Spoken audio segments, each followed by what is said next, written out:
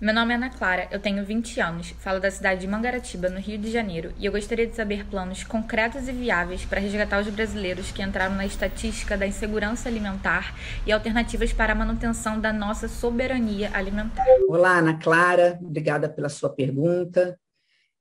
Acho que essa é a pergunta mais importante que está angustiando todos nós. Não só você como jovem, mas cada cidadão e cidadã brasileira. Nada mais grave do que a fome, ainda mais num país tão rico como o nosso. É inadmissível nós imaginarmos que no país tão rico tenhamos um povo tão pobre. Nós temos que atacar o problema e não vai ser com belas palavras. São duas as ações, uma imediata, e o Congresso Nacional acabou de fazer isso.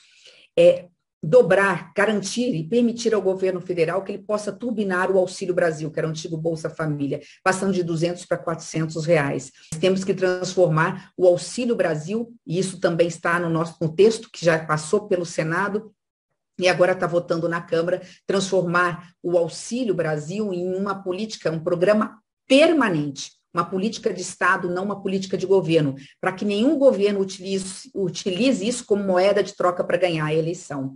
E um programa de Estado que tem uma porta de saída, que qualifique esse pai ou essa mãe para que seja inserido no mercado de trabalho e abre depois vaga para outra família que esteja necessitada. E a médio e longo prazo, investir na educação. Uma educação pública de qualidade que garanta ao filho do rico a mesma oportunidade, igualdade de oportunidade do filho do cidadão mais humilde.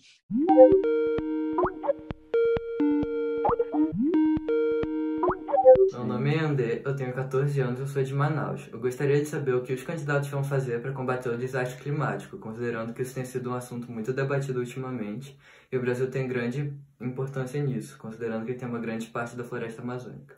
Eu acho que a primeira coisa que precisamos fazer é acabar com esse estigma, que é uma questão ou de meio ambiente ou do agronegócio, agricultura, pecuária, extrativismo vegetal. Não é ou, é e. Nós temos que deixar muito claro que é possível desenvolver todas as regiões do Brasil preservando o meio ambiente. E que precisamos ser intransigentes na fiscalização, na legislação, para que não haja uma economia de depredação, mas uma economia sustentável. Acho que a primeira coisa que a gente tem que deixar muito claro, para o mundo, inclusive, a Amazônia é nossa, soberania é nacional. Quem cuida da proteção ambiental da Amazônia, do Pantanal, da Mata Atlântica, é o povo brasileiro e seus governos. Agora, isso traz, essa soberania nacional, uma grande responsabilidade. Uma responsabilidade não só com o mundo, mas uma responsabilidade com os brasileiros e as brasileiras. Então, é muito importante que nós tenhamos a consciência que o desmatamento da Amazônia provoca seca em determinadas regiões e encarece os alimentos. Lembrando que a fiscalização é muito importante e que temos que separar a extração mineral, portanto, a questão da grilhagem de terra, do desmatamento feito por uma meia dúzia, da exploração de minério feita por criminosos ambientais, é muito diferente da questão da produção feita por aquele que mora no estado do Amazonas, que mora na Amazônia Legal e precisa tirar o seu sustento. É possível.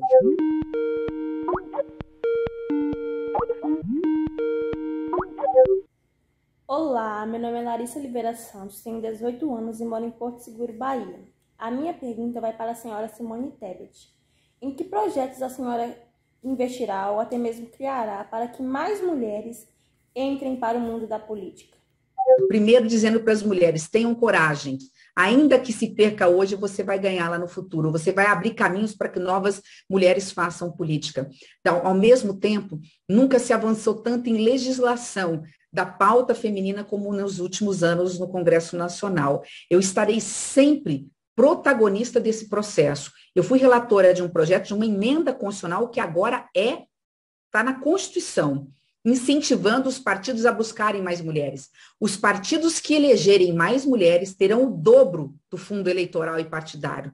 Mulheres e negros, nós colocamos isso. E um outro ponto importante, nós aumentamos em 50% o número de mulheres eleitas deputadas federais quando nós tivemos uma decisão favorável do judiciário, dizendo o seguinte: ora, se são 30% de mulheres candidatas, tem que ter 30% de mulheres com tempo de rádio, de televisão, de exposição pública, para que a população nos enxergue e veja as nossas propostas, e 30% do fundo eleitoral e partidário tem que também ser destinado para a mulher. Paralelo a isso, é muito importante que os partidos tenham os seus programas capacidade de qualificar mulheres, para que as mulheres possam estar preparadas para disputar.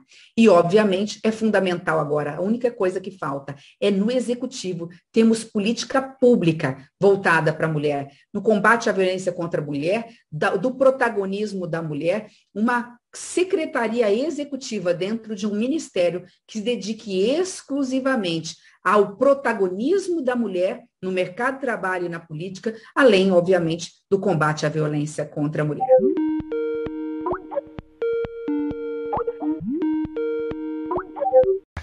Olá, sou Emily.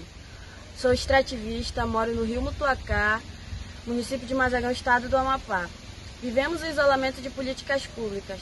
Eu gostaria de saber que resposta os senhores têm para fortalecer a nossa educação no contexto da nossa realidade amazônica.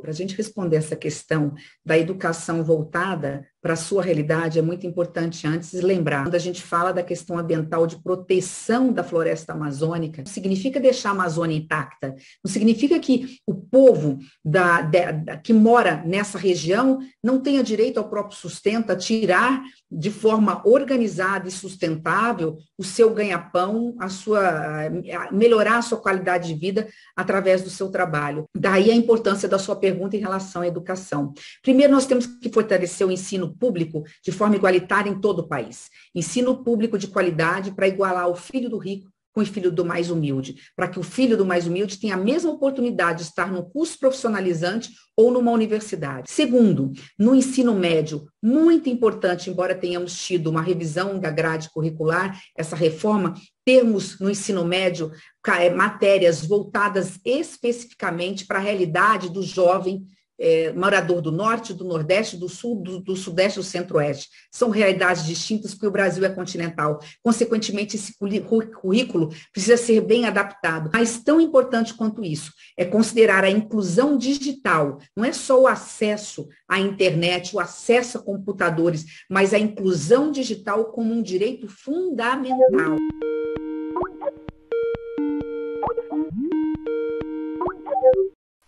Olá. Eu sou Gustavo Lustosa, eu tenho 25 anos, sou de Bragança Paulista e sou um foca do Estadão. A minha pergunta é a seguinte: o que a gente tem que fazer para o Brasil sair desse cenário de inflação e preços altos que a gente viveu esse ano e a tendência é continuar vivendo no ano que vem? Obrigado. Eu sou de uma geração, você não se lembra disso, em que a inflação ela vinha por conta da pressão oferta e procura. Tinha pouca oferta, muita procura, e a lei da oferta e procura fazia com que os preços subissem, e subissem na expectativa de que ia subir. Nunca imaginei que voltássemos a temer esse fantasma da inflação. Olha que interessante, nós não temos inflação no Brasil por causa de demanda. Ao contrário, as pessoas não estão consumindo porque não têm dinheiro, estão desempregadas, estão subutilizadas. Nunca tivemos tantas pessoas e brasileiros endividados, são mais de 64 milhões de brasileiros de alguma forma devendo na praça. A que deve, então, esse aumento da inflação? A uma única situação: o aumento do dólar no Brasil. E o aumento do dólar, ou seja, a desvalorização do real, por quê?